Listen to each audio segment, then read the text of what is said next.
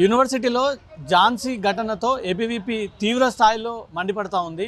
ఒక మహిళ ఏబీవీపీ కార్యకర్త లేదా సెక్రటరీని ఇంత దారుణంగా అవమానిస్తారా, ఇంత క్రూరంగా లాక్కెళ్తారా అనే దానిపై కూడా ఏబీవీపీ భిన్న అభిప్రాయాలు వ్యక్తం చేస్తూ ఉంది. మనతో ఏబీవీపీ కార్యకర్తలు ఉన్నారు, వాళ్ళతో మాట్లాడదాం.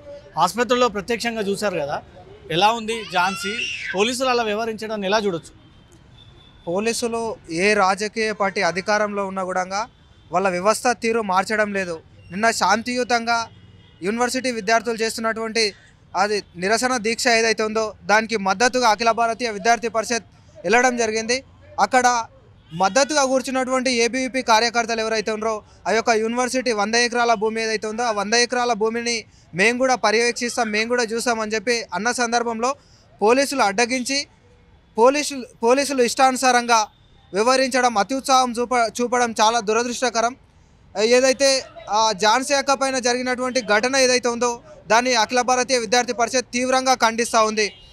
ఏ యొక్క రాజకీయ పార్టీ అధికారంలో ఉన్న గతంలో టీఆర్ఎస్ ప్రభుత్వం అలాగే చేసింది, ఈరోజు కాంగ్రెస్ గవర్నమెంట్ కూడా అలాగే చేస్తుంది. ఈ యొక్క శాంతి భద్రతలను కాపాడవలసినటువంటి ఈ యొక్క పోలీసులే ఈరోజు విద్యార్థులపైన ఇలాగా దౌర్జన్యాలు చేస్తుంటే మేము ఎక్కడికి వెళ్ళాలి అర్థం కాని పరిస్థితి ఏర్పడుతుంది తెలంగాణ రాష్ట్రంలో. ఈ ఘటన తర్వాత ఏబీవీపీ భవిష్యత్ కార్యాచరణ ఏంటి? అఖిల భారతీయ విద్యార్థి పరిషత్ అక్క పైన జరిగినటువంటి ఘటన ఏదైతే ఉందో ఘటనను చూసి భయపడకుండా ఈరోజు ఆల్రెడీ తిరుగుబాటు మొదలుపెట్టింది.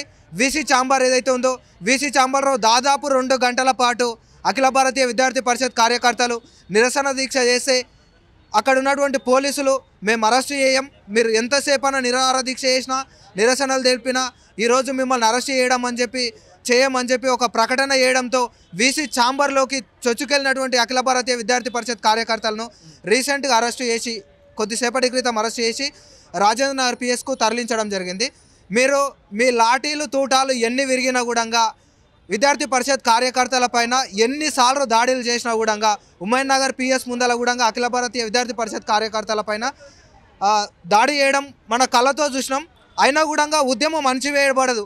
ఉద్యమం అణచివేయబడుతుందంటే ఉద్రిక్తత ఎక్కువ అవుతూ ఉంది. ఉద్యమం అణచివేయబడుతుందంటే వ్యతిరేకత మొదలవుతుంది ఈ యొక్క గవర్నమెంట్ పైన.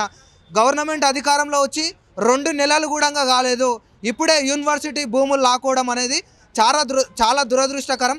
ఒకసారి అధికార పార్టీ నాయకులు దీన్ని గమనించాలి. అలాగే సీఎం గారు కూడా వెంబడే 55 జీవోను రద్దు చేయాలి. అక్కడ వెన్నుముక్క అంటే దేశానికి వెన్నుముక్క రైతన్న అంటాం మనం, కానీ నూతన వంగడాలు సృష్టించేటటువంటి ఆ యొక్క యూనివర్సిటీలలో ఈరోజు 100 ఎకరాలు ఒక కోర్టు పేరుతోని తీసుకోవడం చాలా దురదృష్టకరం. గతంలో ఎన్నో భూములు కబ్జాలు చేసినాయి, రాజకీయ నాయకులు కబ్జాలు చేసినాయి, 100 ఎకరాల భూములు ఉన్నాయి. అక్కడ వెళ్ళి మీకు దమ్ముంటే ధైర్యం ఉంటే అక్కడ వెళ్ళి కోర్టులు కాకుంటే జైళ్ళు కాకుంటే ఏమన్నా పెట్టండి, కానీ విద్యార్థుల పక్షాన అఖిల భారతీయ విద్యార్థి పరిషత్ కార్యకర్తల కంఠంలో కొన ఊపిరి ఉన్నంత వరకు కూడా పోరాడతా అని చెప్పి సందర్భంగా తెలియజేస్తూ ఉన్నాం.